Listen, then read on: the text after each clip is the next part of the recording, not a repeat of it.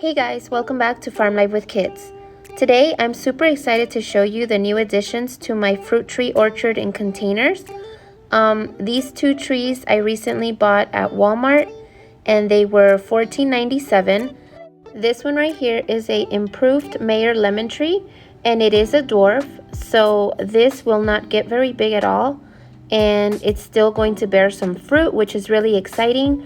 It's hard to imagine a tiny little tree like this holding up a few lemons, so I'm really excited to see how that goes. Even right now with all these blooms, you can already see little tiny lemons forming, so I'll try to get up close and show you just a few. But honestly, every single flower has a lemon, so I can't wait to see how this tree holds up all that fruit.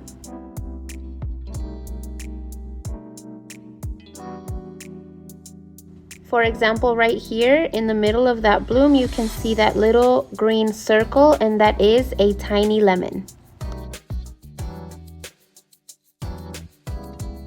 Here in this video, I'm going to share with you the history on how this tree came to be, and also share with you some tips on how you can grow your own citrus tree at home. So make sure that you stay tuned till the end of the video so you don't miss any of the information that I'm going to share with you.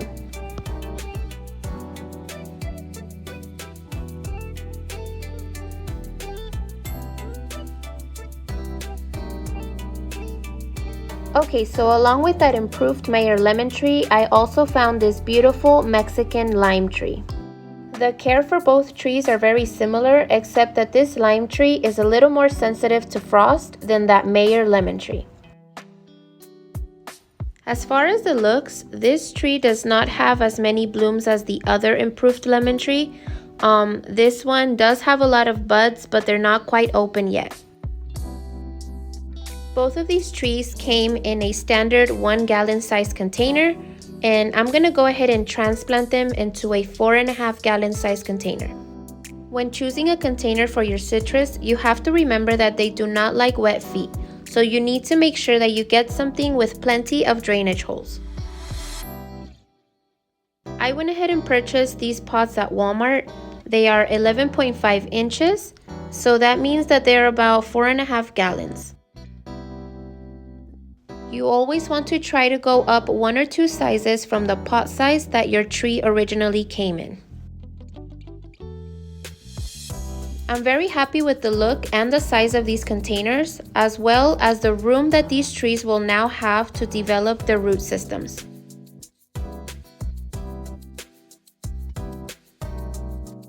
I also really like how they come with a tray at the bottom so that during winter when I'm watering them indoors, I don't make a mess on the floor. As I begin to remove the packaging, I'm gonna go ahead and give you a little history on these trees. So the first Meyer tree was introduced from China in 1908, but unfortunately, the initial variety was very susceptible to disease, and especially a fast-spreading virus that was threatening the citrus industry in California in the 1960s. In 1975, the University of California introduced an all-new variety called the Improved Meyer Lemon Tree, which is what I have right here. This is the one that we know and grow today and is more disease and insect resistant. A standard Meyer lemon tree grows to be 6 to 10 feet tall, while a dwarf variety like this one can be 5 to 7 feet. The root system on this tree that I bought looks very healthy. There is no circling roots at the bottom, so that is good. And the type of soil that it was in has the consistency of cacti mix, which is a very well draining soil, and that's something to consider when you're repotting your tree. As I mentioned earlier, citrus do not like wet feet, so you want to make sure that you choose a very well draining soil when transplanting your tree into a bigger pot. If possible, go ahead and use citrus mix when transplanting your trees. I don't have any of that citrus mix on hand, so I'm going to be using Miracle-Gro potting mix. Regardless of what soil you use, you want to make sure that you don't overwater your trees. Allow the top layer of soil to dry out between waterings to ensure that you're not overwatering your tree. Alright, so now let's talk about some of the things you need to know before growing your own Meyer lemon tree.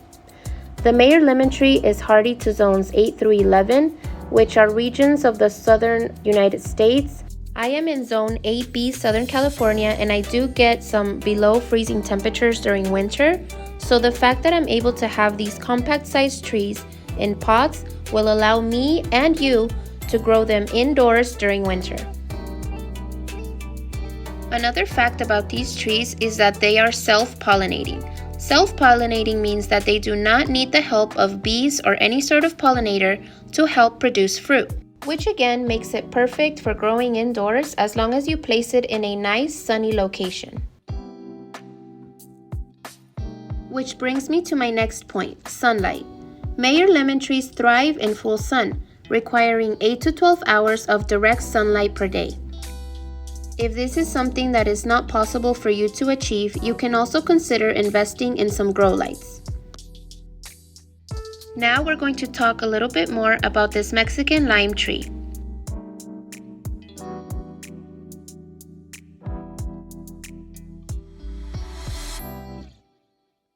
The Mexican lime tree is a vigorous tree that may be shrubby and range from 6.5 to 13 feet in height. As I mentioned earlier, this Mexican lime tree is more sensitive to the cold than the lemon tree and grows best in zone 9A. Something interesting that I recently learned about the Mexican lime tree is that it's usually propagated by seed, because most seeds are polyembryonic and reproduce faithfully to the parent tree. And by now you probably already know that I'm a sucker for growing trees from seed, so I'll definitely be saving some of the seeds from this fruit.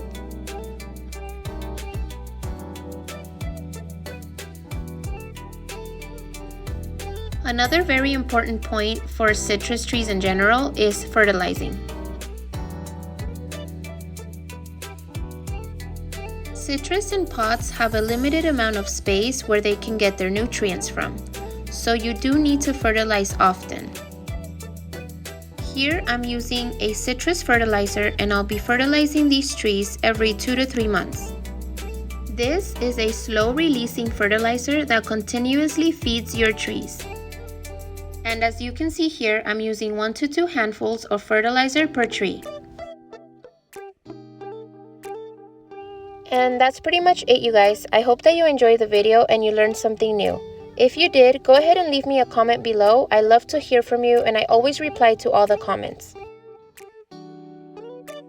Don't forget to subscribe and turn on all your notifications so you don't miss any updates on these trees or anything else that I have going on in the garden. I want to thank you so much for watching and I will see you on the next video. Bye!